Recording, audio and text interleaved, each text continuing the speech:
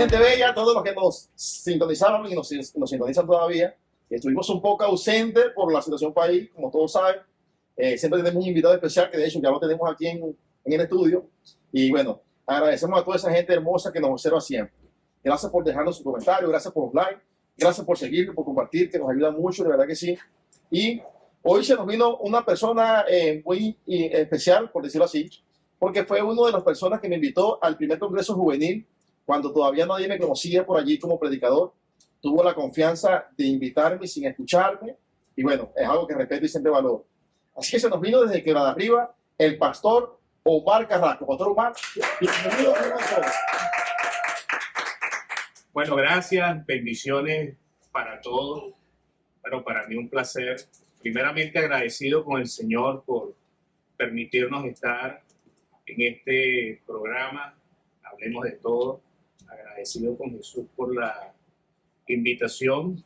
Y bueno, bendecimos a todas aquellas personas que están conectadas por las redes sociales y ven este programa o este canal de YouTube, que sabemos que es una bendición para todos nosotros. Bueno, pastor, ya en la presentación dije que era pastor, pero cuéntanos un poco más sobre Omar Carrasco. ¿Quién es Omar Carrasco? Bueno, Omar Carrasco es un esposo, un padre y un servidor del Señor. Hay una frase que a mí me encanta que dice: el que no vive para servir, no sirve para vivir.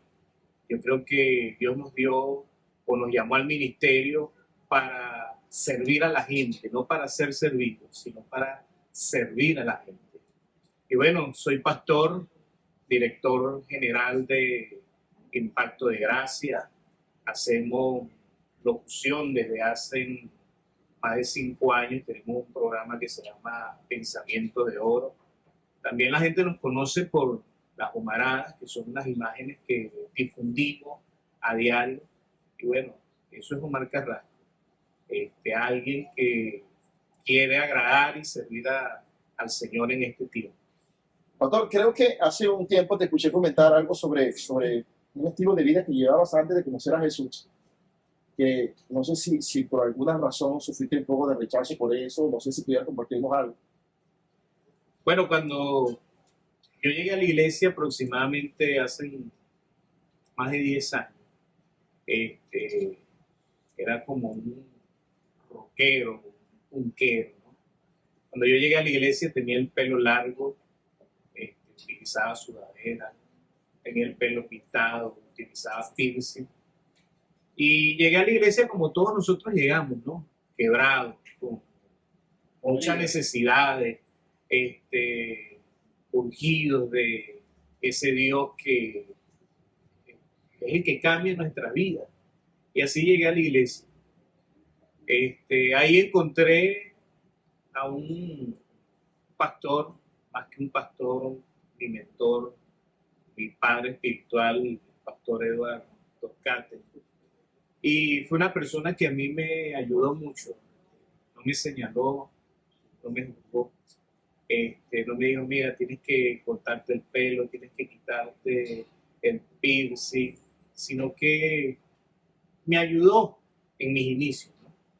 Yo creo que el gran problema, o uno de los grandes problemas de la iglesia en este tiempo, es que a veces queremos cambiar a la gente, cuando realmente quien convence al mundo de pecado y quien cambia al hombre es el Espíritu Santo.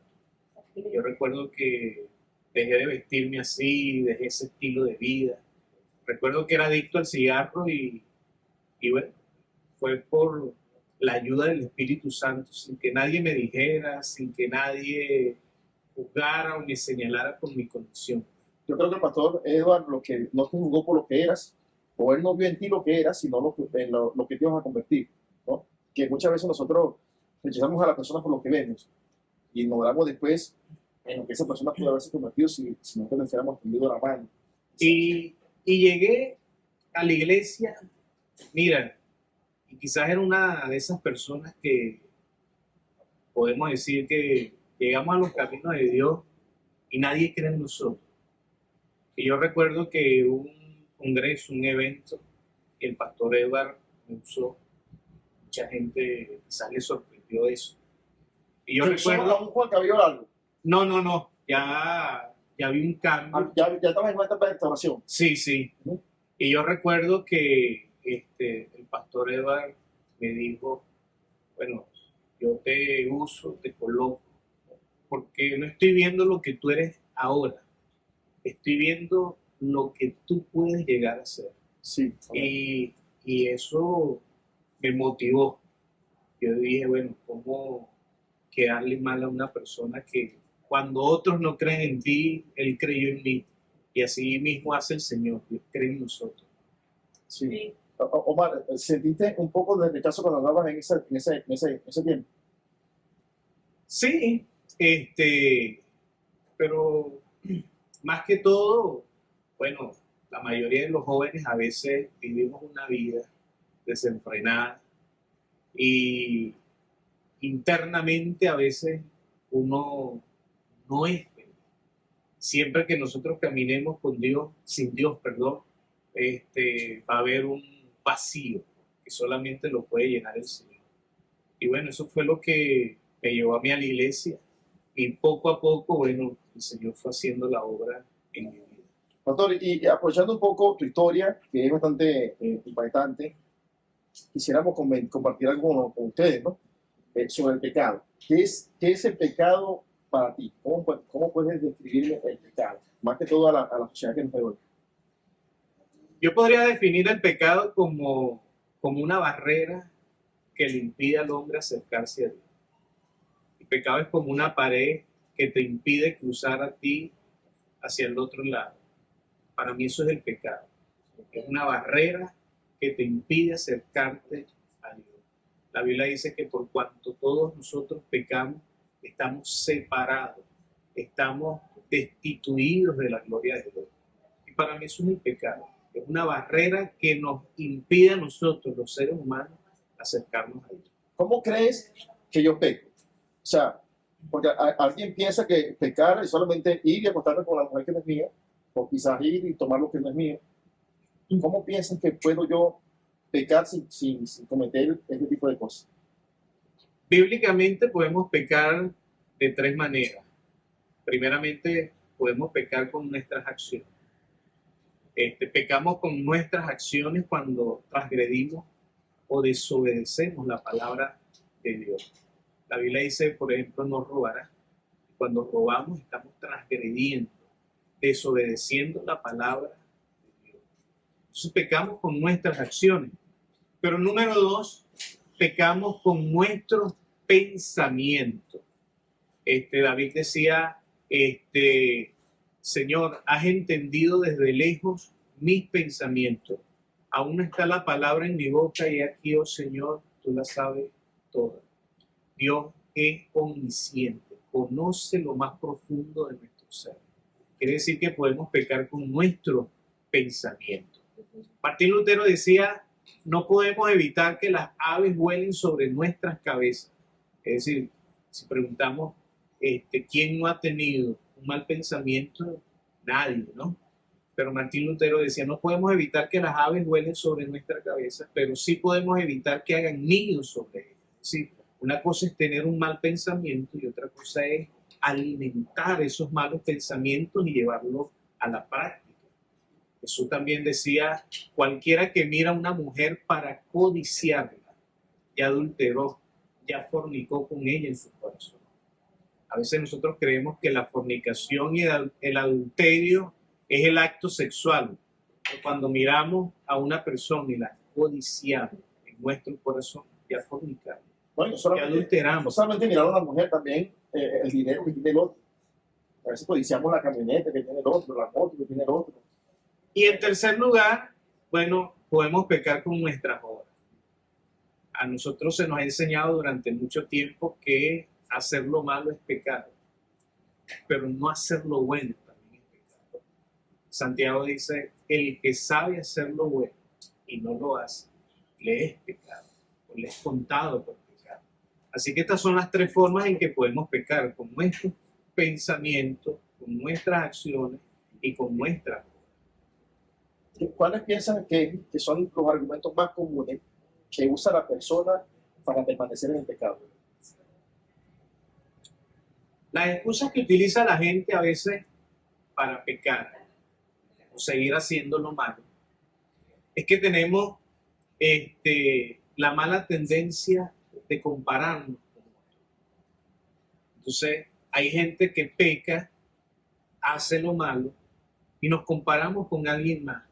Ese tipo de gente que dice, no, pero por lo menos no he matado a nadie, por lo menos no soy un delincuente, por lo menos no soy un secuestrador. Entonces, ¿nos comparamos con quién? Con alguien que tiene una condición espiritual peor que la nuestra para justificar lo malo que hacemos. Por lo menos no soy esto, o por lo menos no hago aquello. Por lo menos no ir para la iglesia para entender que soy cristiano. Ajá. Pero cuando vamos a la Biblia no nos habla a nosotros de compararnos con la gente. La Biblia nos lleva a nosotros a compararnos con Cristo, que alcancemos la estatura de Cristo. Y cuando nos comparamos con Cristo, nos vamos a dar cuenta que no somos tan buenos ni somos tan perfectos como nosotros creemos que somos, ¿no? Otra excusa que tiene la gente para seguir pecando es que utilizamos el pecado de otro como un pretexto para no ir a la iglesia. Para yo ser cristiano como fulano de tal, mejor no soy nada. No voy a la iglesia para aparentar lo que no soy. Entonces utilizamos los errores, los defectos y el pecado de los demás para no buscar a Dios. El apóstol Pablo dice, cada quien corra su propia carrera. Es decir, algún día nosotros vamos a estar en el cielo y Dios nos va a pedir cuenta por lo que nosotros hicimos en vida, en esta tierra. Yo no voy a rendir cuenta por lo que hizo Jesús Chirino, no voy a rendir cuenta por lo que hace Felimar, no voy a rendir cuentas por lo que hace otra persona, voy a rendir cuentas por lo que hago yo. Entonces, yo tengo que velar por mí mismo, debo velar por mi salvación.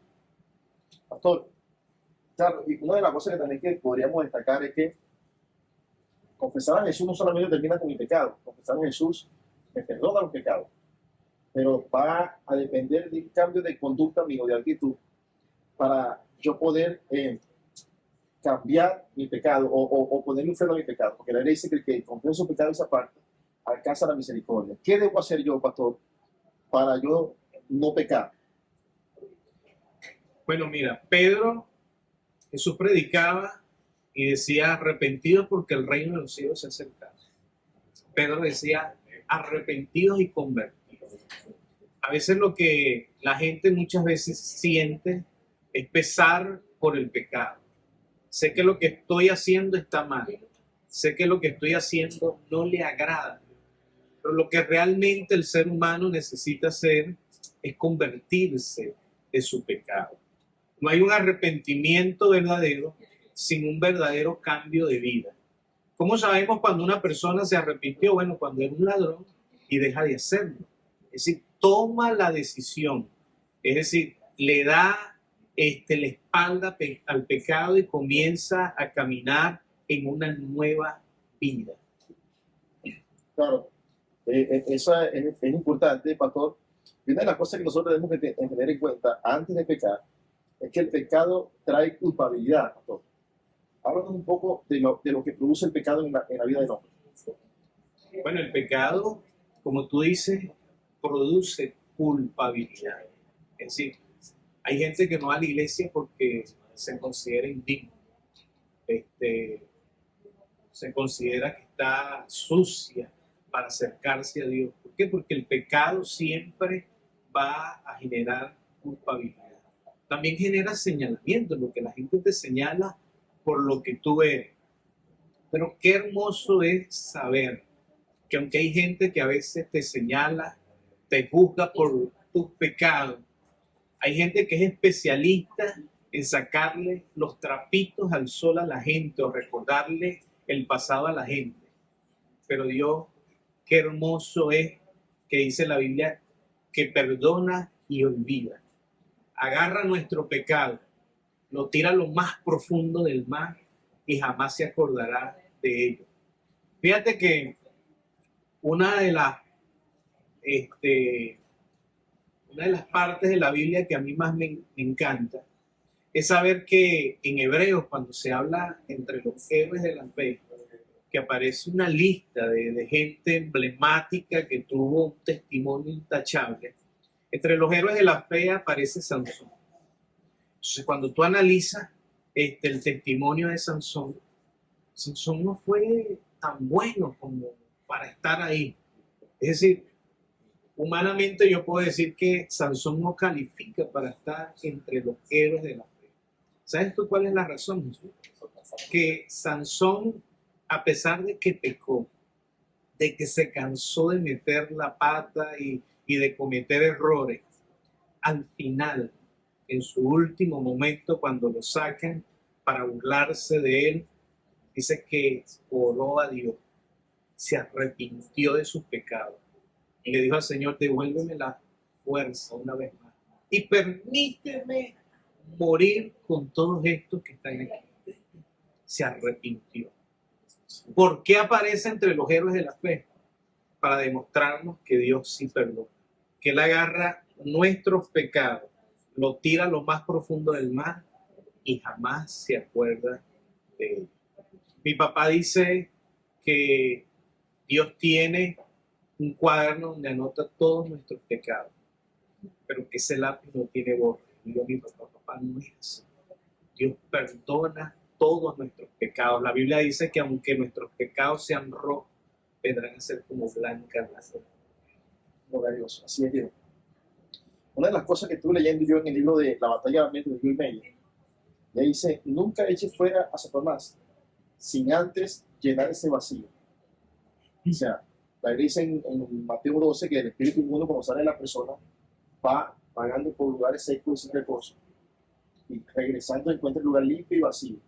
Porque nosotros a veces convertimos a la gente, pero no ayudamos a esa persona a llenar ese vacío que Satanás deja.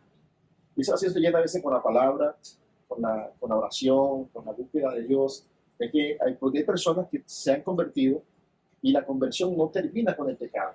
Ellos pueden convertirse el domingo por la mañana, pero el lunes van a enfrentarse con la misma tentación con la que ellos estamos luchando toda su vida. ¿Cómo hago yo, pastor? ¿Cómo hago yo si yo recibí a Cristo hoy? ¿Qué debo hacer yo como nuevo creyente? Y como pastor, me puede decir, ¿qué debo hacer yo para no cometer el mismo error que no quiero seguir cometiendo? Bueno, el primer paso es confesar y arrepentirnos de nuestros pecados. La Biblia dice que el que encubre su pecado no va a prosperar nunca, pero el que lo confiesa y se aparta alcanzará misericordia. Y el hecho de que a veces nos arrepintamos y nos convirtamos en nuestro pecado, eso no nos exonera de seguir haciendo, pero pedirle a Dios todos los días que nos ayude. Yo siempre le digo a la gente que en la iglesia no hay gente perfecta, pero sí vas a encontrar en la iglesia gente que quiere cambiar. Lo que pasa es que el pecado eso no es un juego. El pecado es como un tumor. ¿Tú sabes cuál es la definición que le da un médico a la palabra tumor? Cuerpo extraño, es decir, está dentro de nuestro cuerpo, pero no forma parte de nuestra morfología, ¿no? Así es el pecado. El pecado es un cuerpo extraño. Está en nosotros, pero no forma parte de nuestra morfología espiritual porque Dios no lo creó. Fíjate que es tan peligroso el pecado. La Biblia dice que las zorras pequeñas son las que echan a perder la viña. Por eso el pecado no es un juego. Nadie se va a tomar un frasco de agua mineral que diga 99% agua pura de manantial y 1% agua de cloaca. ¿Por qué? Porque ese 1% va a terminar de echar a perder el resto del agua. Así es el pecado. El pecado no es un juego. ¿Por qué? Porque aún las cosas más pequeñas, aún las cosas más insignificantes nos van llevando a cosas mucho más grandes. Sí, y otra de las cosas es que cuando nosotros pecamos, siempre solemos tratar de cubrir ese pecado, porque sentimos vergüenza. Sentimos vergüenza de qué van a decir, de qué va a pasar conmigo, de qué lo que pueda suceder. Y eso también va a generar en nosotros lo que hablamos hace un momento, ¿no? Estrés, ansiedad, preocupación, culpabilidad. Y entramos en una etapa o en un ambiente donde estuvo también el salmista David, que cuando dijo, mientras callé, se envejecieron mis huesos. Un pecado en silencioso es un hombre o una persona que va a comenzar a secarse desde adentro hacia afuera. Por eso nosotros vemos muchas personas, y la Biblia lo dice, que el camino del hombre parece derecho, pero su fin es camino de muerte. También dice la Biblia que la paga del pecado es la muerte. Entonces, hay muchas personas que se han secado, y cuando digo secado, hablo literalmente de lo que es secarse.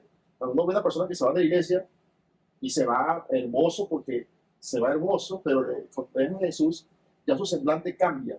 Ya no es el mismo semblante, ya no es la misma persona, ya no anda con la misma conducta, no anda, porque comienza a tener actitudes que evidencia lo que tiene por dentro, ¿no? El pecado viene por dentro. Porque el pecado es como una lepra. Eso. Una característica de la lepra es que la lepra, antes de destruir la carne, los tejidos, destruye el sistema nervioso. Es decir, aquí puede estar una persona leprosa y tú puedes arrancarle un pedazo de piel y él no va a sentir dolor. ¿Por qué? Porque la lepra, antes de destruir su carne, destruyó su sistema nervioso, su sensibilidad. ¿Qué es lo que nos sostiene a nosotros en la iglesia? El temor de Dios. Pero cuando la gente cruza esa línea, ¿no? El pecado es como una lepra que te carcome la sensibilidad. Por eso es que tú ves gente que tiene temor a pecar, a fallarle a Dios.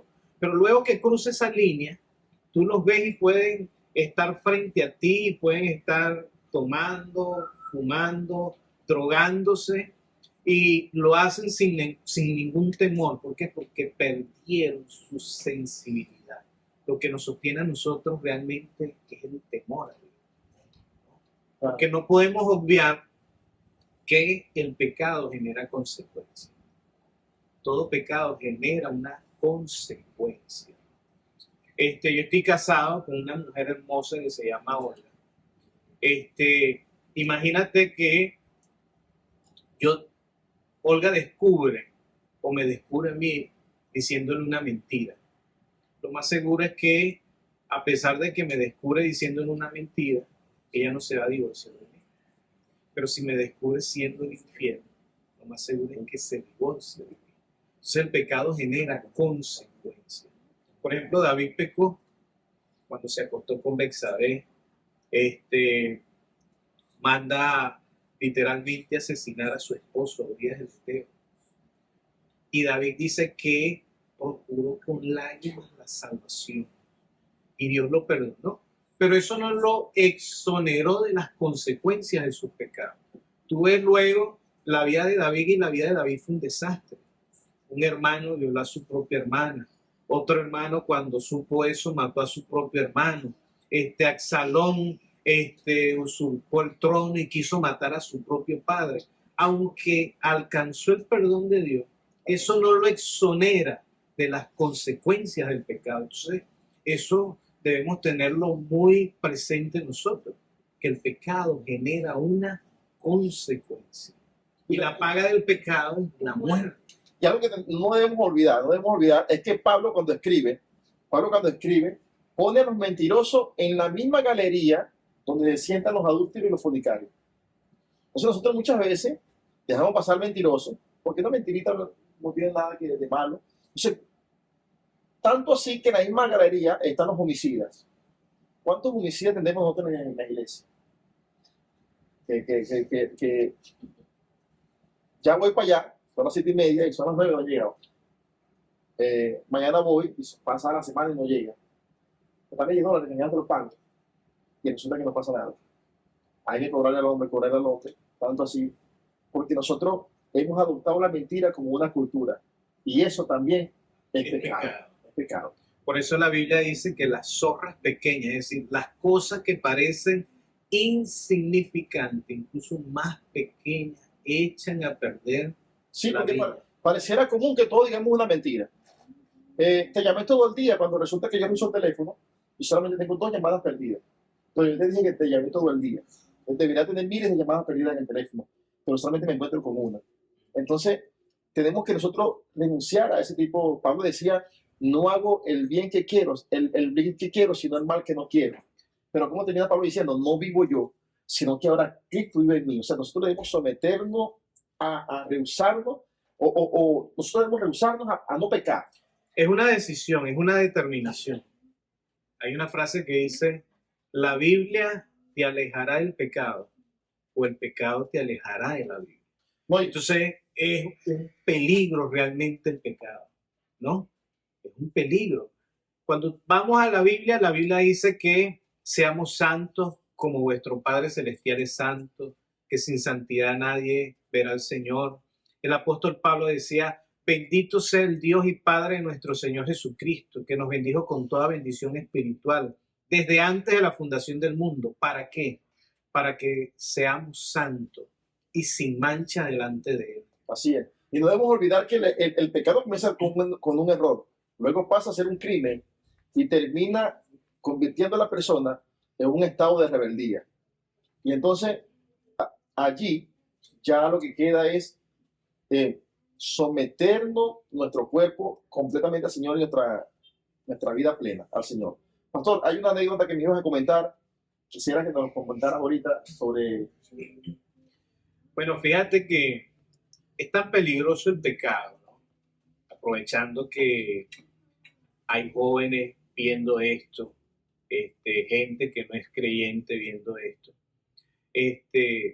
Cuando uno lo pica una serpiente, a ti te tienen que llevar a un centro asistencial y te colocan algo que se llama suero antiofídico. Curiosamente, el suero antiofídico lo hacen con el mismo veneno de la serpiente. Así que en varios países del mundo hay granjas que cultivan serpientes. Entonces la gente que trabaja allí tiene que manipular estas serpientes. Entonces sacan a la serpiente de la cesta y literalmente colocan sus colmillos en un frasco de vidrio y literalmente lo ordeñan. Ellos dicen que lo más fácil de todo el trabajo, de todo el proceso, es agarrar a la serpiente. Pero ellos dicen que una vez que ellos extraen el veneno de la serpiente, se pone tan furiosa que la primera reacción una vez que esa persona trate de colocarle una cesta va a ser tratar de morder a la persona que la manipuló. Ellos confiesan que han sido mordidos incluso por serpientes. Y ellos dicen que la serpiente es fácil de agarrar, pero es difícil de soltar. Y así es el pecado. El pecado es fácil de agarrar y difícil de soltar. Yo duré años adicto al cigarrillo, por ejemplo. Y yo veía a uno de mis mejores amigos fumando y un día yo le dije, yo quiero probar, a ver, ¿qué es lo que se siente? A ver. Y experimentar y probar eso me llevó a mí a una adicción de años. Es decir, el pecado no es un juego. Hay gente que a veces se convierte en drogadicto por una curiosidad, por saber qué se siente. Quiero saber cuál es la nota cuando una persona se droga.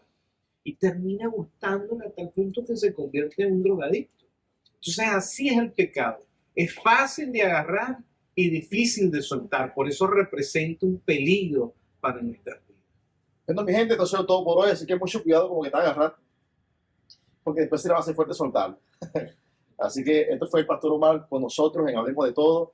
Y bueno, esperamos ver sus comentarios, sus likes, y no olviden compartirlo con otros. Será hasta el próximo viernes que nos vamos a ver. Y así que, bueno, un abrazo a todos. Pastor. Bueno, un placer para mí estar aquí con todos ustedes. Y bueno, agradecido de su... Bueno, yo diría que el pecado es como la barriga. Una vez que sale es difícil meter. Así mismo es. Y bueno, un placer de verdad, agradecido por permitirme estar en este programa. Hablemos de todo y bueno, que Dios los bendiga a todos ustedes. Bueno, esto es todo por hoy. Nos vemos en la próxima. Dios les bendiga.